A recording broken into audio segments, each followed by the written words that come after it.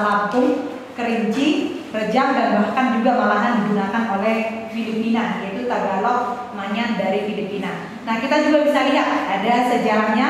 Kalau ini sejarah dari awal, jadi boleh dibilang semua aksara di Indonesia atau aksara Nusantara itu berawal dari aksara Semit kuno. Lalu dia ada akar-akarnya yang dimana dia berubah menjadi Semit Utara, dibelah lagi menjadi dua, dia ada Aramea dan Fenisia. Nah, untuk surat Batak sendiri dia dimulai dari Aramea, lalu masuk ke arah aksara Brahmi, yaitu dari India. Nah, India Utara dan India Selatan. Oke, kita bahas sedikit tentang yang ini. Jadi tadi ada masih beberapa yang dia masih ada beberapa yang bis untuk penulisan. Oke, nomor 1 dia saya sedang. Berarti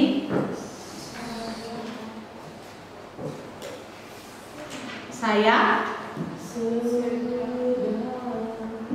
sedang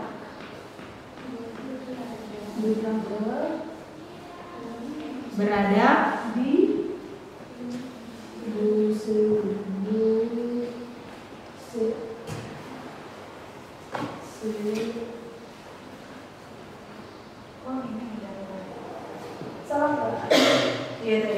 tadi di bagian museum sih paling yang ini karena dia ada ininya. Oke, yang nomor 2 dia ada belajar aksara Batak sejak dini.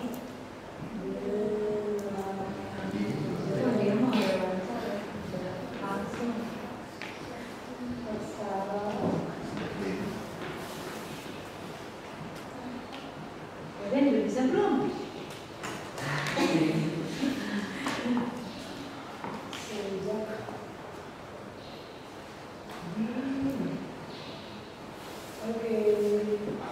Oke, nomor 3 semoga bisa belajar aksara Batak.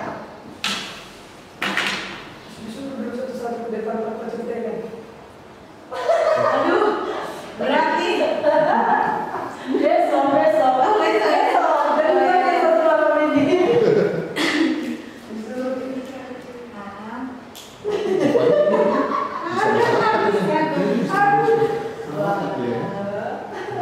Harusnya dari ini ya, belajarnya itu yang ini. Ahana rata mangalapa sadar gajah di bawahnya. Ya kan? Jadi itu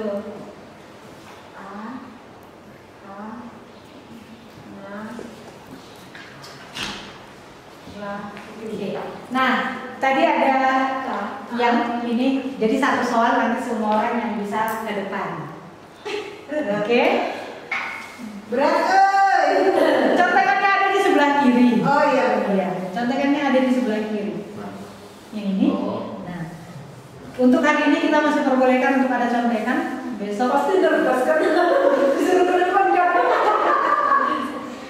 Karena biar semuanya ini. Oke. Dia satu kalimat aja.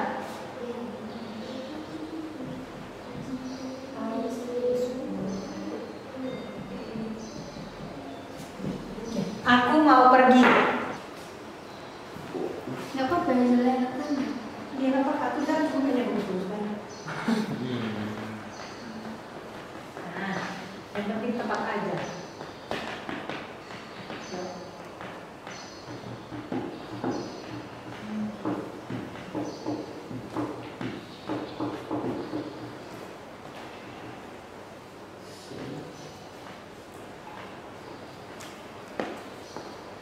Oke, ada yang dia sebenarnya ini bisa, tapi dari yang kita buat di perginya dia yang miss.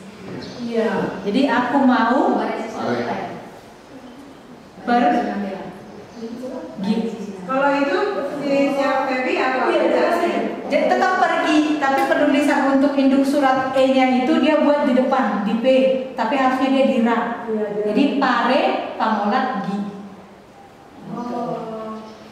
Jadi sebenarnya ketentuan ini hanya berlaku untuk dia kalau ada pangolat, ada anak surat dan ada pangolat, maka anak surat itu harus berada di belakang. Misalkan terus. Ulang gimana?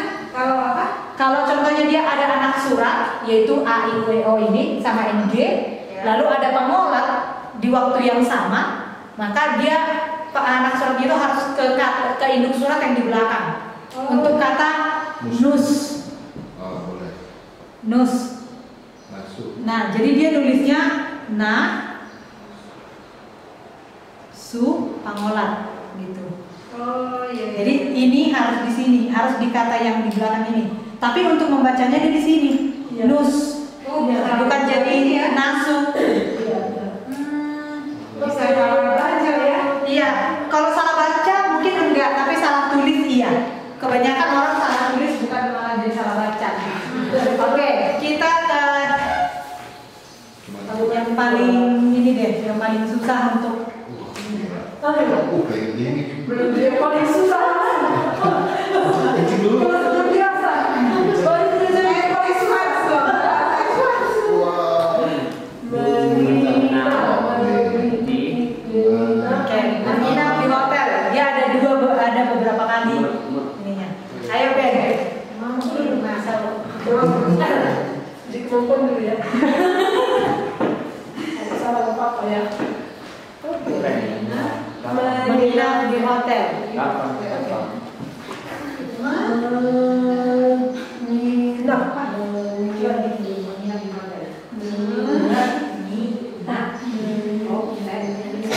Ini berarti nggak ya? Ya, nggak pakai i.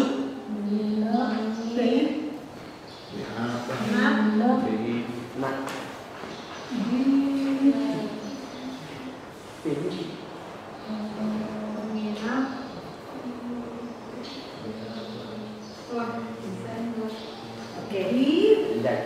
Ya, sebelum kita ini yang di depan, boleh yang di bukunya dulu. Ben mana? Di menginap di hotel. Jangan yang itu. Kita dulu bisa di depan.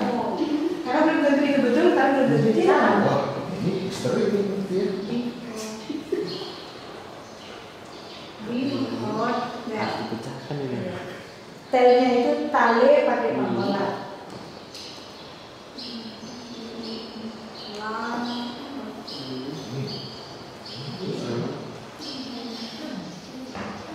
Di hotel.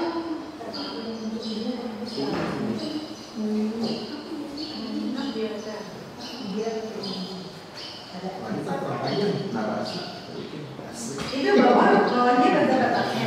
Iya, yang ini aksaranya.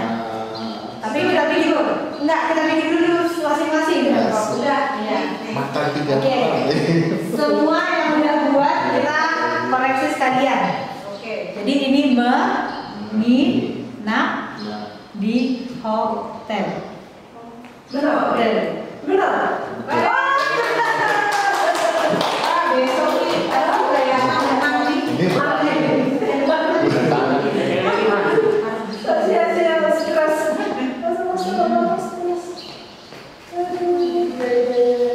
Ini yang hotelnya.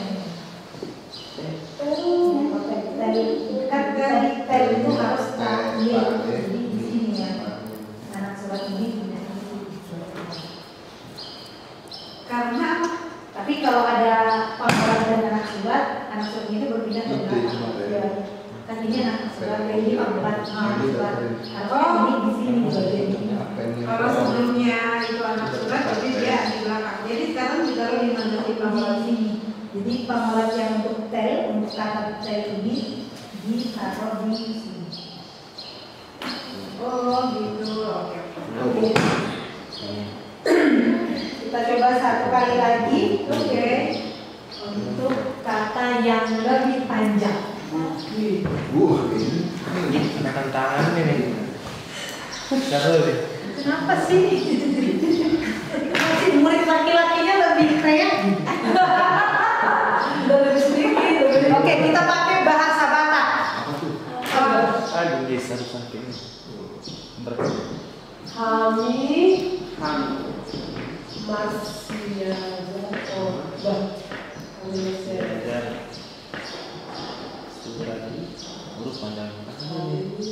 Nggak bisa kayak ini. Oke, kami masih ada surah Batak Saunari. Harus kayak bisa nulisnya. Tantangan. Mungkin untuk Bapak Dani mau mencoba Bapak? Oh iya, harus badan. Iya, karena Pak Dani kan kita sama-sama dari sekolah nih. Iya. saling membantu.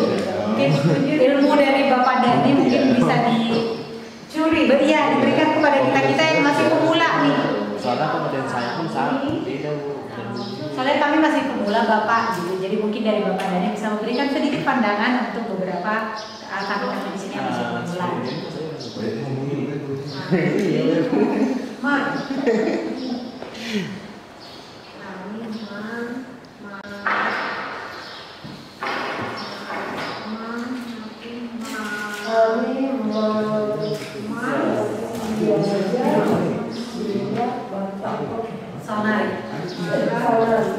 Sawanari. Iya, sawanari.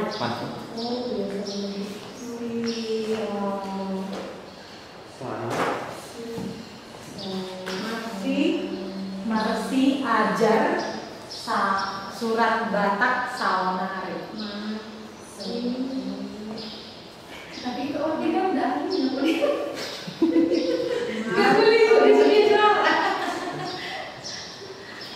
Ini berat ini tulisan ini dulu. Aku pecahkan bersama. Jadi kamu tahu nulis? Enggak Bu, saya bagian dokumentasi soalnya. Saya. Melarikan diri. Padahal kita sesama pengajar tenaga pendidik harusnya sadar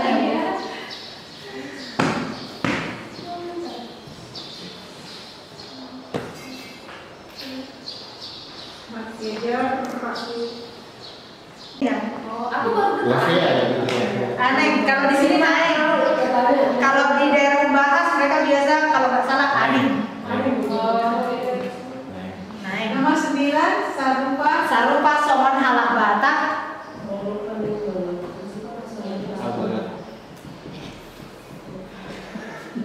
Kalau itu tulis ada kok. Iya gitu. Nah, saya lihat. Dan jarak. Nomor 10 Nomor 10 Marsiajar Siandadana. Ini sebenarnya satu kata lanjutan.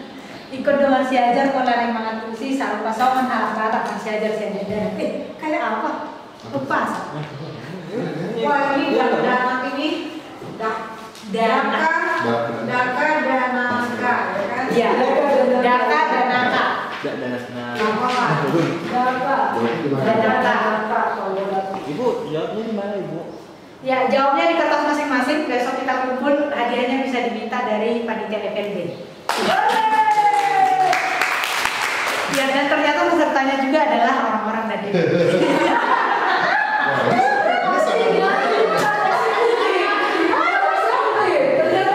Nah, untuk hadiahnya adalah tiket masuk gratis ke museum, langsung tiketnya dari FLB selama 1 minggu berturut-turut.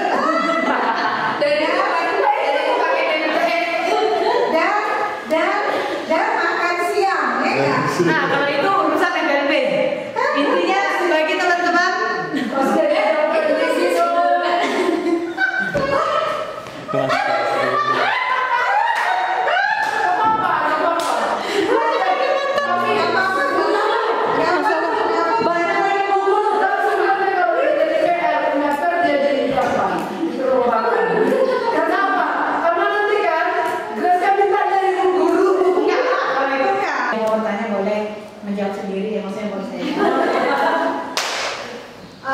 tolong ceritakan apa ya perjalanan aksara Batak dari waktu ke waktu. Apakah ada perubahan dari yang kita baca di akta sampai sekarang? Dan apakah sekarang pemakaian bahasa Batak masih dipergunakan oleh apa gitu? Misalnya apakah ada lembaga atau apa? Nah, untuk perubahannya sendiri sebenarnya aksara Batak itu dimulai dari Van der Tuk, di mana dia orang luar negeri yang pernah belajar dan juga berada di tanah Batak. Itu. Jadi dialah orang yang sudah tertulis sebenarnya. Mungkin sebelum dia mungkin ada, tapi yang tertulis adalah Van der Tuk. Gitu. Nah, Van der Tuk ini bahkan sebelum daerah Indonesia atau Batak menjadi jajahan orang Belanda, dia sudah datang ke tanah Batak, bermukim di daerah Batak, yang dimana dia sudah menuliskan, gitu. Jadi Van der Tuk itu dia lama di daerah Umbahas, di daerah Tipang juga dia lama, di daerah Barus juga dia lama, yang dimana di daerah Barus itu cara dia untuk belajar aksara Batak itu dari dengan cara bikin kode tuak. Gitu. Jadi dia bikin kode tuak yang dimana nanti akan ada banyak orang datang ke kode tuaknya. Dia di situ sambil ngobrol dengan orang Batak, belajar juga aksaranya. Lalu setelah itu Van der Tuuk membuat yang namanya runtunan dari aksara Batak. Jadi dia yang awalnya membuat aha, mana rata dan lain-lain. Nah setelah itu Zending masuk ke tanah Batak. Periode kedua masuk Zending, mereka juga belajar itu jadi berdasarkan dari yang apa yang sudah dibuat Van der Tuuk. Nah tapi ada beberapa perubahan, yaitu di ma, lalu ada juga beberapa perubahan yang ada dibuat di ha. Gitu. Jadi perubahannya tak seperti ini dan ini. Saat Zending. Lalu yang ketiga ada edisi pada saat Nommensen sudah datang ke tanah Batak. Nah jadi saat Nommensen datang, di mana Nommensen juga belajar tentang aksara Batak dan bahasa Batak dengan guru-guru yang ada di tanah Batak juga, dengan dukun-dukun juga yang boleh bilang guru besar di tanah Batak. Salah satunya adalah Somalai Pardede. Nah saat itu di mana Somalai Pardede. Iya, jadi itu juga sebenarnya Somalai Pardede itu bersahabat dengan dengan si Nommensen. Iya. Nah, lalu dari Zending itu perubahan aksara Batak itu terlihat paling jelas itu di ma. Untuk dari Van der Tuuk kan tadi dia ada 3 jenis, 2 jenis seperti ini. Nah, untuk yang di Zending mereka menuliskan ma-nya itu tidak langsung 1 kali, tapi dia 2 kali, 1, 2. Jadi ada beberapa terputusnya. Ini. Itu kenapa juga sampai dia ketiga kalinya itu bentuknya seperti ini. Jadi ini kan bentuknya seperti ini. Dia tetap diambil dari yang tadi itu, tapi sisa yang 2 ini, lalu yang ini terputus, itu ditambahkan lagi sini. Kenapa sebabnya? Sebenarnya untuk itu dari riset yang pernah saya baca dari buku Bapak Uli Kojok, Surat Batak, dari juga ada buku beliau dari Warisan Leluhur. Perubahan itu sebenarnya lebih kepada karena kan kita dulu tulis tangan, gitu. Jadi perubahan itu mungkin dari pelakunya yang menuliskan dan juga bagaimana dulunya kita memaknai Van der Tuuk, tulisan Van der Tuuk, lalu masuk ke tulisan Zending, lalu masuk ke tulisan dari Nommensen. Seperti yang boleh kita lihat sekarang di buku New Testament atau itu buku Perjanjian Baru yang sudah diterjemahkan oleh Nommensen dari aksara bagian Latin ke aksara Batak. Itu untuk tulisan mas sendiri dia tidak begini, tapi dia terputus. Gitu. Jadi kalau kita lihat bukunya dia bentuknya seperti ini. Nah untuk wa juga dia ada perubahan. Yang dia begini, dia ada yang 2 kali lalu ditarik begini. Tapi sebenarnya dari hasil akhir. Hasil akhir karena untuk seperti saya juga boleh dibilang ini balik lagi ini pendapat pribadi saya belajar dari buku Bapak Uli Kojok yang dimana untuk komputerisasi kami menggunakan ma yang seperti ini karena memang kalau kita membaca naskah kebanyakan juga bentuknya seperti ini, hanya mungkin dia tidak sempurna bentuk seperti ini dalam arti dia kadang ada ininya, ada bulatannya dan ba juga di naskah Batak yang pernah saya baca itu untuk ba dia juga ada yang seperti ini. Iya, jadi lubungannya itu sangat jarang dia bentuknya seperti ini. Jadi dia bulat, iya betul. Nah untuk ta sendiri tidak pernah yang bentuk seperti ini. Di naskah yang beberapa kali saya baca dan juga dibantu dengan beberapa teman-teman filolog yang pernah belajar ke USU, mereka tidak menggunakan ta yang seperti ini, tapi lebih gini. Ini untuk bentuk bagusnya. Kita bisa bayangkan ini ditulis sembarang gitu. Kadang dia bentuknya seperti ini, kadang dia bentuknya gini, kadang dia gini, kadang juga dia gini. Dan itu juga adalah ta. Bagaimana kita memaknai itu menjadi ta? Kita harus tahu dalam satu kata. Iya. Seperti yang juga tadi saya sebutkan, typo dalam penulisan itu sering terjadi karena kita kan tidak ada sistem penghapus. Yang kedua dia tidak ada sistem spasinya. Jadi kalau kita mau nulis berarti memang benar-benar sudah ada dulu di dalam kepala kita, baru kita tuliskan, kita tuangkan.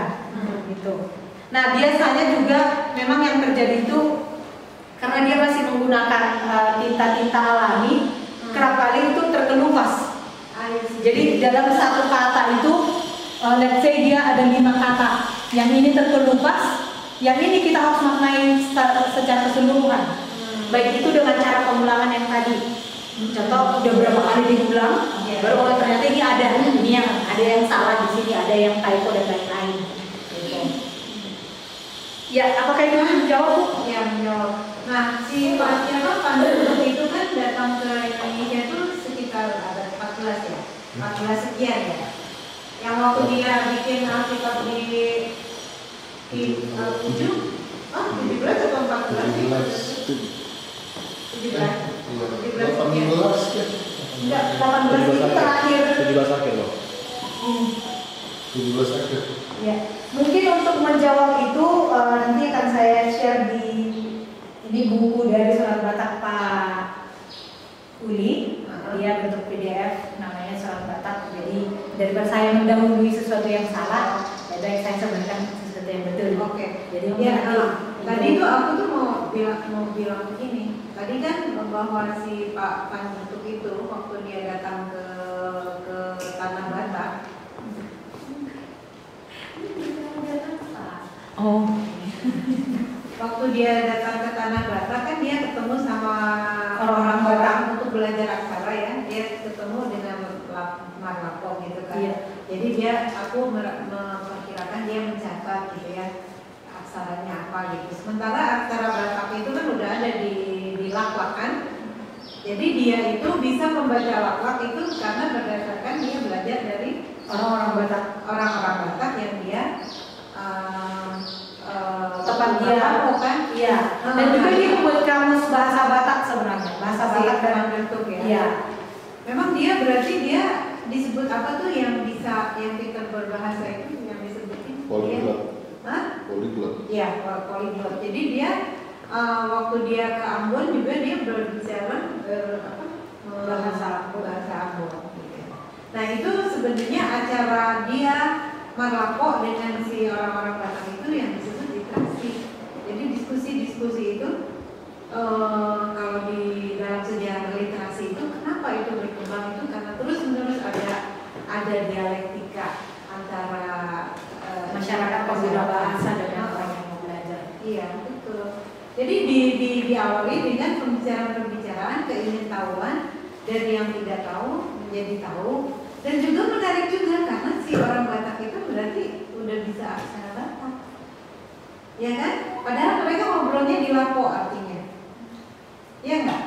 Jadi sebenarnya lapo itu bentuk nyata yang dia buat, tapi bagaimana dia mempelajarinya secara rinci itu tidak tertulis gitu. Iya.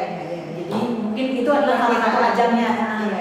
Jadi betul juga saat kita juga ingin mempelajari bahasa baru, hal yang pertama yang harus kita lakukan adalah berinteraksi dengan pengguna dari bahasa itu. Iya.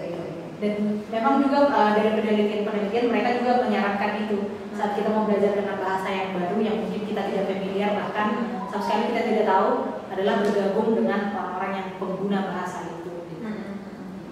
Iya. Menarik ya. Karena saya juga digunakan oleh orang Italia untuk bisa belajar bahasa Batak. Digunakan ya. Dipakai. Kalau sekarang lembaga yang masih memakai apa? Untuk sekarang di SD muatan lokal itu sudah mulai dibuat lagi. Seperti anak Pak Ondi juga mereka belajar aksara Batak dan di kampus sebenarnya lebih untuk jurusan aksara Batak itu wajib karena kita pembelajarannya itu sudah ke museum. Jadi kita tidak lagi belajar tentang dasar-dasarnya, tapi kita sudah langsung belajar tentang bagaimana filologi itu. Jadi yang kita baca adalah naskah-naskah yang ada di museum. Biasanya kita menggunakan naskah yang ada di museum provinsi. Kita bekerja sama dengan museum, mereka membagi kita naskahnya, lalu kita baca itu dan diserahkan lagi hasilnya ke museum provinsi. Itu bisa umur berapa ratus tahun gitu? Apa dari kalau yang di sini? Maksudnya umur dari naskahnya. Sebenarnya kalau umurnya itu tergantung dari penggunanya dulu. Ibaratnya kalau kita mau merunut dari usianya sendiri, ada beberapa kalau orang museum biasanya mereka menggunakan bahan kimia untuk mengetes. Tapi kalau untuk kami orang sastra yang biasanya kami gunakan penelitian. Jadi kalau contohnya kita dapatkan naskahnya dari orang pertama, jadi saya dapat naskah dari seseorang, saya harus runut lagi dari usia dia. usia dia berapa saat dia memakai naskah ini atau dia punya naskah tersebut. Kalau itu dibahas dari opungnya umur berapa.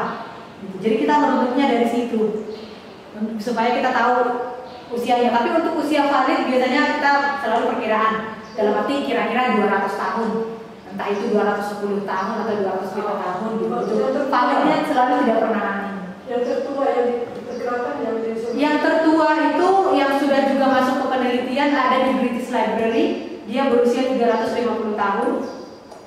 Dan itu adalah naskah terbesar juga dan terberat yang pernah ada di sejarah Batak. isinya tentang apa? Ada banyak tentang pengobatan dan juga pahalaan. Jadi sebenarnya kita sama-sama dari kita juga boleh mengakses itu karena itu sudah bisa diakses secara umum. British Library.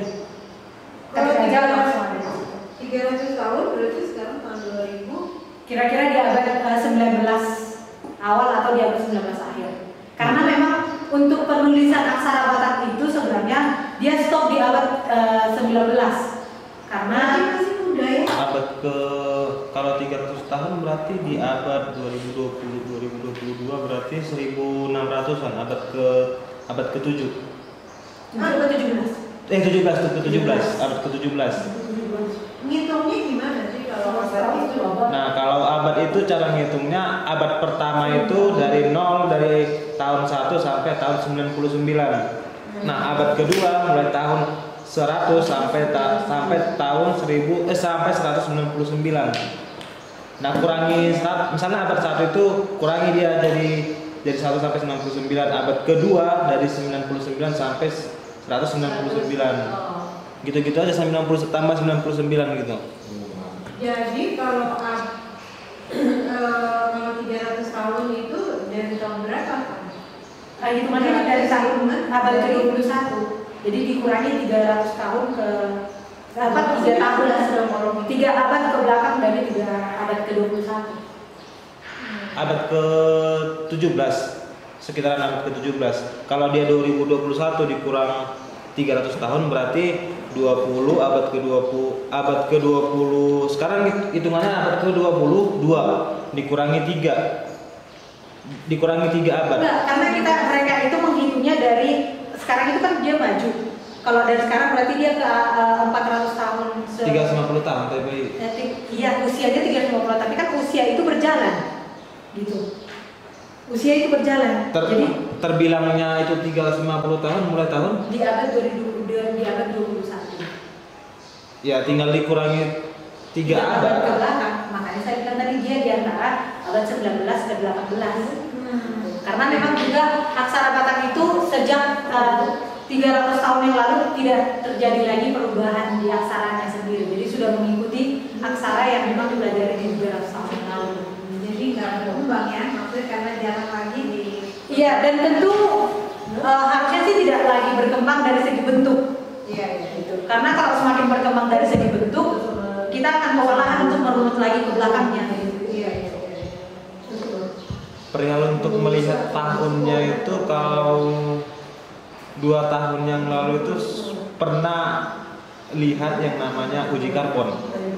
Uji karbon itu adalah uji cek tahun dari si barang itu. Semisal kayak kemarin ada kayak tulisan dari Belanda, tulis bea cukai untuk di Aceh. Itu kemarin dicek di Jakarta, itu alat pengecek. Sekali untuk mengecek uji karbon itu sekitar 30 juta 40 juta. Nah, jadi untuk mengecek itu aja kita perlu biaya. Jadi banyak orang yang nggak tahu untuk tahunnya itu. Kemungkinan kita ada 2 cara untuk mengetahui tahun itu. Pertama kita bilang upahnya tadi, runut dari silsilahnya dulu. Baru kalau memang silsilahnya udah stuck di situ, bisa dipakai yang terakhir uji karbon. Uji karbon itu memakai bahan-bahan kimia. Jadi ada alatnya sendiri gitu. Mahal juga ya. Dan biasanya memang itu yang dipakai oleh museum. Jadi untuk museum yang mereka memang sudah menyimpan benda-benda purbakala, jadi mereka menggunakan uji karbon itu untuk menetapkan ketentuan setidaknya dia dari berapa abad gitu. Tidak tetap langsung tahunnya berapa tahun, tapi abad keberapa itu digunakan gitu. Karena kan seperti tulang manusia juga bisa diuji dia sudah berapa tahun dari uji karbon. Jadi kalau di buku-buku sejarah itu diperkirakan atau kira-kira gitu. Kalau untuk semua artefak itu kira-kira.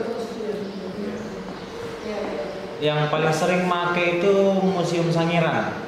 Kalau pernah dengar museum itu, Museum Sangiran itu isinya kayak Itu memang purbakala dia. Iya, itu jadi kita harus secara lokasinya saya di Jawa. Oh, Itu mereka itu isinya tentang manusia purba, baru ini bahasanya arkeologi lah ke situ semua, anak-anak arkeologi. Dan memang yang paling gampang untuk digunakan uji karbon itu adalah hasil dari benda-benda purbakala gitu. Jadi entah itu contohnya tulang dinosaurus, batu-batu prasasti zaman dulu gitu. Kalau kertas dia paling rentan untuk diuji karbon karena dari bahannya sendiri kalau kita gunakan ke kertas bisa mengalami kerusakan. Jadi untuk bahan-bahan kertas biasanya uji yang dilakukan itu kalau nggak tua-tua banget yang harus diketahui tarifnya biasanya kontekstual. Jadi artinya apa konteks yang ada di sejarah itu Di dalamnya. dalam pesan itu adalah yang kira-kira ya.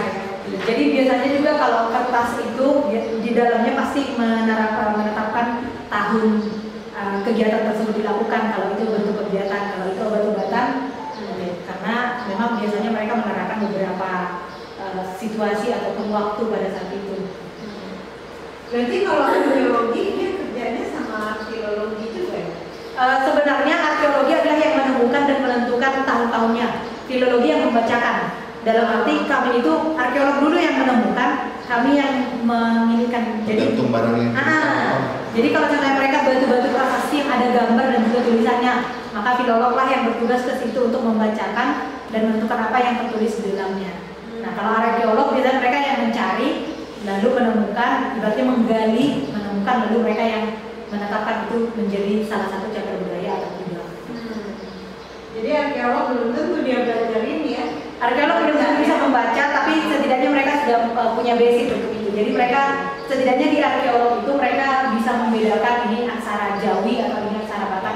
Untuk membaca belum tentu bisa, tapi membedakan. Tapi nggak tahu ya kalau di angkatan 2017 kami kemarin nanya sama anak Riau, Universitas Riau, mereka anak arkeologinya itu udah satu mata kuliah untuk filologi. Jadi mereka ibaratnya mereka udah dapat satu barang nih, masa untuk ngapain barang ini harus dilempar sama orang lain. Jadi karena mereka baca dulu secara mandiri, kalau memang udah stuck di situ baru lempar sama anak filologi. Sama kayak kemarin kejadiannya waktu penemuan artefak nisan Muslim di daerah Samosir, itu kan di pertamanya dapat dikiranya itu kayak baru tahun 50 tahun 60 tahun, rupanya dirunut lagi itu udah sampai 120-150 tahun yang lalu. Apa itu tentara Madrid? Makam nisan. Kami coba mau tanya sama Ferry Anggi, sama Ferry, sama Evan, apa itu arkeologi, apa itu filologi? Oke. Menurut kalian arkeolog itu apa dan filologi itu apa? Menemukan apa dulu?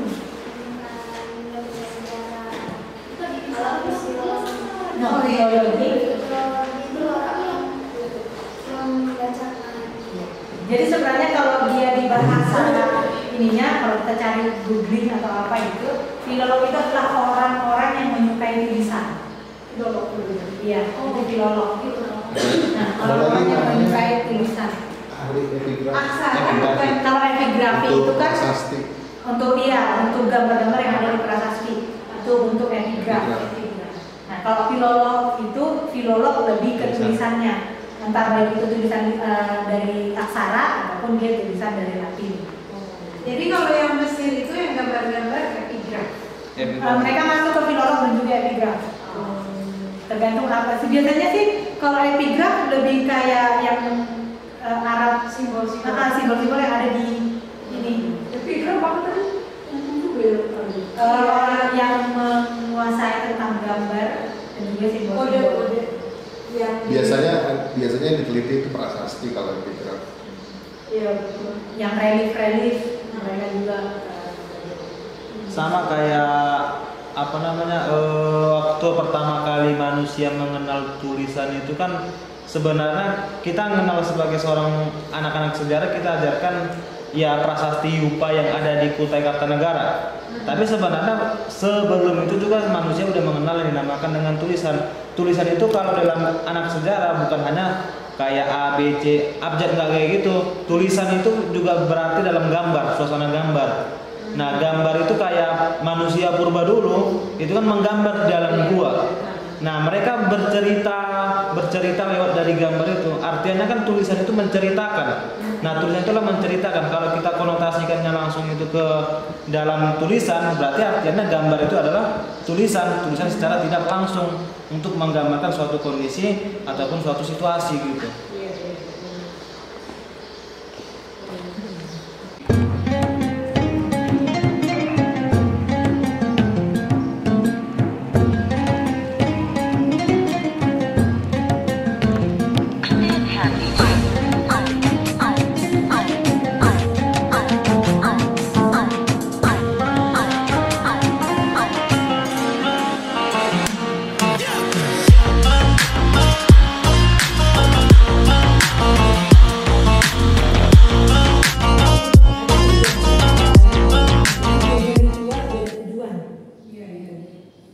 Ada juga namanya Mangalahat Horbo.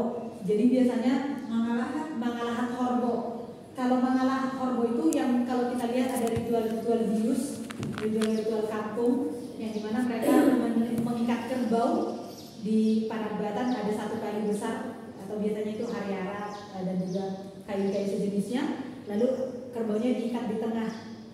Nanti disuruh muter sampai 7 kali, baru nanti dipotong di bawah ininya dibagikan. Kalau di Samosir itu saya pernah lihat untuk Horja Bius. Jadi Horja Bius itu adalah kerja besar yang dilakukan oleh bius-bius kampung, tetua-tua kampung yang memang sudah ada bagian-bagiannya. Gitu. Dan itu juga tujuannya ada. 2017 saya saksikan itu di Samosir pada saat kemarau panjang. Jadi di sana tuh hampir 6 bulan nggak pernah hujan. Jadi akhirnya mereka bikin kemarau panjang itu Horja Bius tadi untuk supaya memintakan kepada Munajat Nabulun kepada Tuhan supaya didatangkan hujan gitu. Dan itu juga memang mereka melakukan ritual-ritual yang lain sebelum itu. Ada pamurasan ke Danau Toba, mereka membersihkan diri di Danau Toba dulu, lalu kerja bius itulah yang paling intinya. Jadi dilakukan selama beberapa hari. Kalau bius siapa yang memimpin? Kalau bius itu sebenarnya boleh dibilang dia adalah tetua kampung.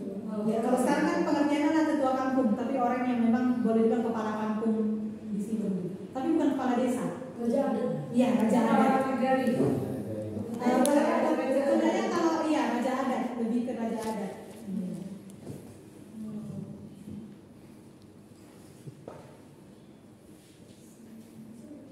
Oke, kita kembali lagi ke naskahnya.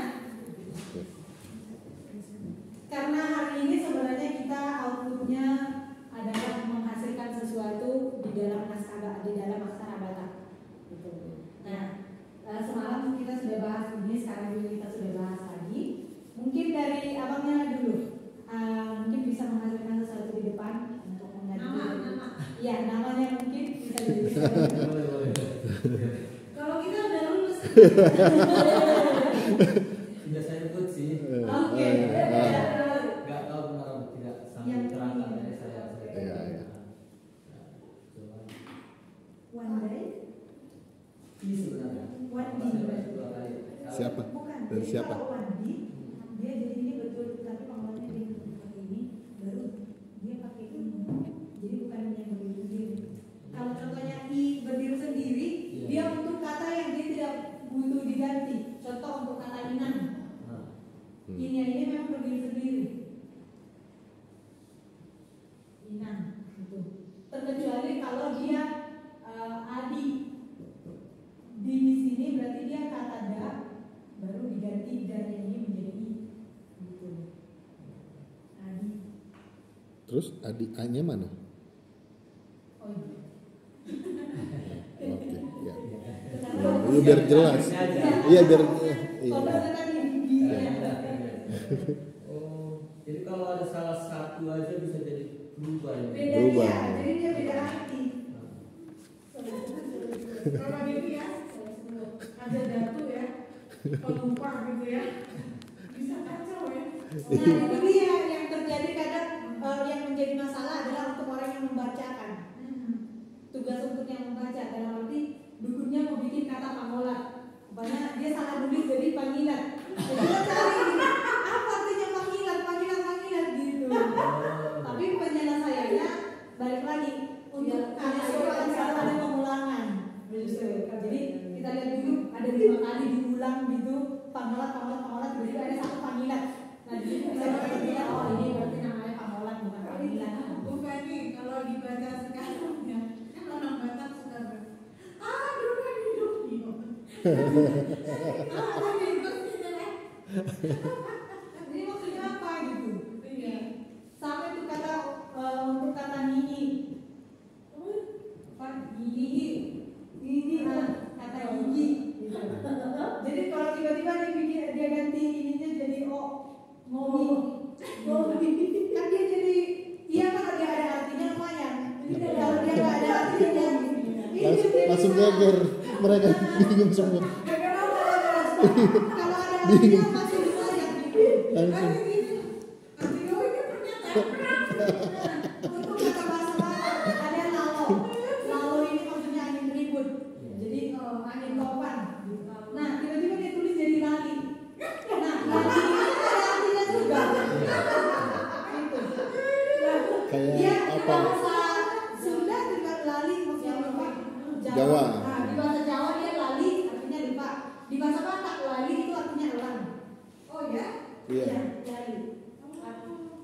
Jadi itu terjadi kadang kesalahpahaman yang gitu. Kalau dia ada artinya dia bahaya, kalau dia nggak ada artinya lebih bahaya lagi.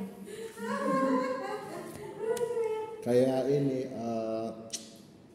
perang Napoleon Bonaparte kan waktu dulu dia pernah sekali sama pasukan-pasukannya dia bersin gitu kan. Dia sebenarnya mau bilang pakai bahasa Perancis flu sialan ini katanya gitu kan. Tapi pengertiannya jadi serang mereka semua gitu katanya gitu. Ya, iya ada itu beneran. Enggak, padahal dia bilangnya cuma pilek sialan kayak gitu dia mau bilangnya. Nggak tahu ya jadi perang. Karena ini saya baca prajurit Sweet oleh prajurit Sweet siapa sih yang nulis? Pernah? Yang itu apa namanya tentara Rus. Salah terus dia ngomong. Jadi lucu-lucu. Karena salah dia nerima pesan salah, ngasih pesan salah. Itu masih pakai huruf Latin ya, maksudnya ini kan huruf timur gitu, gimana lebih salah lagi. Ibu Fani, kalau di lapak itu ada nggak hal-hal yang lucu? Kayaknya mereka nggak menempatkan sesuatu yang lucu. Orang Batak serius-serius ya dulu. Serius. Kurang bercanda ya jangan. Nah tapi kalau contohnya di Karo karena mereka ada andung, kalau di Toba disebutnya andung. Lalu mereka mungkin bukan serius tapi sesuatu yang menyayat hati. Tadi ya. Bukan lucu tapi sesuatu yang menyayat hati. Tapi ini kenapa untuk di sini ditulis untuknya itu ada Mandailing, Simalungun dan Toba, tapi di Pakpak dan Karo nggak ada gitu. Itu bisa dijelasin nggak? Karena di Karo itu mereka tidak ada kata yang mewakilkan minyak, jadi tidak biasa digunakan katanya di setiap pembicaraan mereka, dan di bahasa Karo itu pun mereka tidak pakai minyak. Juga di Pakpak. Juga di Pakpak karena Karo dan Pakpak itu dia satu rumpun, Toba kalau Mandailing satu rumpun, lalu Simalungun berdiri. Sama itu seperti ca, di Mandailing ada ca. Kalau contohnya di Pakpak dia ada ca tapi dengan bentuk yang berbeda. Oh iya, berarti konteks orang yang menciptakannya juga beda gitu ya kayaknya nih. Jadi mereka awalnya mengikuti yang dari Mandailing tapi mereka menambahkan yang mereka punya. Seperti di Pakpak dan Karo, jadi ini ada Karo, Unda dan Mbak. Jadi di sana mereka ada kata enda dan ada mbak, jadi mereka menambahkan. Gitu. Oh, jadi Mandailing, Simalungun, Toba, Pakpak itu pakai ba, di Karo itu dipakai untuk mbak gitu ya. Iya, tapi banyak mereka adalah bulat. Bulat gitu ya. Iya, iya, iya.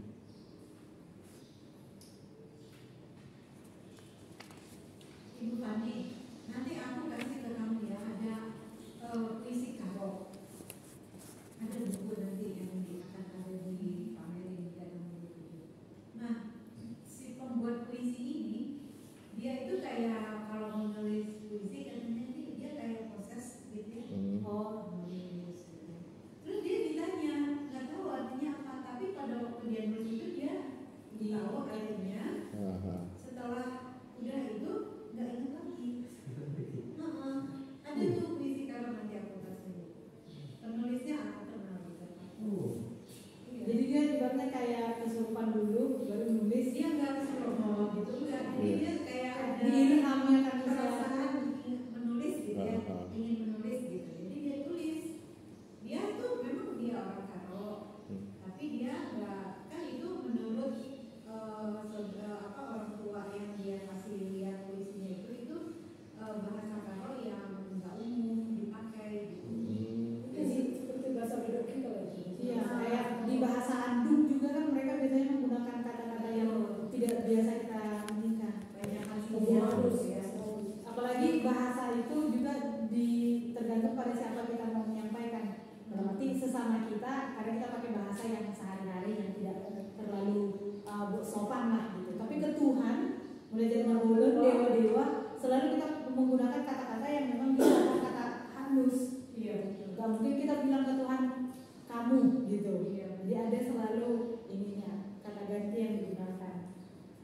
Iya, waktu ini ya, waktu Tobu Simorangkir, Tobu siapa yang jalan kaki? Iya. Tobu Simorangkir. Tobu Simorangkir. Semua orang atau semua orang? Semurangkir. Simorangkir kan sebelum dia Tua ini kan? Untuk setiap hari. sebelum dia berangkat kan dia sama orang tuanya pergi ke makam sini. Iya. Lalu dengan masyarakat adat, masyarakat adat itu kayak menghadap kuburannya itu, terus dia ngomong ke Mula Jadi Nagoro. Itu kata-katanya indah sekali seperti doa ya.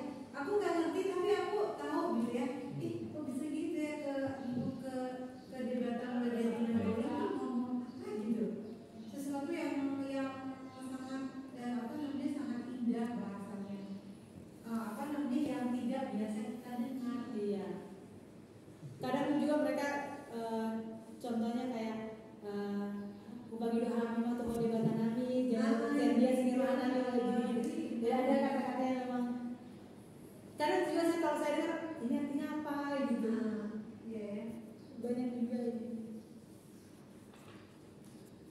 Tapi bahasa dalam penulisan naskah atau kata produk itu berbeda dengan yang diucapkan. Ya, tentu berbeda dengan yang kita gunakan sekarang. Gitu. Lebih banyak di situ bahkan kata-kata yang kita tidak lagi gunakan. Tapi diucapkan nggak pada orang-orang itu? Maksudnya apakah kata itu untuk bahasa tulisan atau bahasa pengucapan juga? Jadi sebenarnya tergantung pada apa yang mau disampaikan. Dalam arti kalau dia berupa petunjuk, maka yang di dalamnya adalah isi-isi contoh nama-nama daunan, nama-nama ini gitu. Tapi kalau contohnya dia diucapkan, berarti ya dia adalah petunjuk untuk perang. Jadi bisa tetap dilaksanakan dan dia bisa tetap diberitakan dan diucapkan. Gitu. Tapi kalau dia petunjuk untuk bikin pagar contohnya, tentu kata-katanya itu memang yang bukan diucapkan, melainkan hanya ada di dalam naskah itu sendiri. Gitu. Dan juga diturunkanlah itu biasanya ke murid-muridnya. Jadi satu dukun dia punya murid, yang dimana muridnya ini akan tentu dibawa dukunnya sekaligus menyembara, sekaligus juga dia diajarkan tentang bagaimana menulis dan membaca naskah. Iya, iya. Berarti Datu itu seorang intelektual ya? Nah, untuk zaman sekarang disebutnya intelektual mungkin. Jadi berarti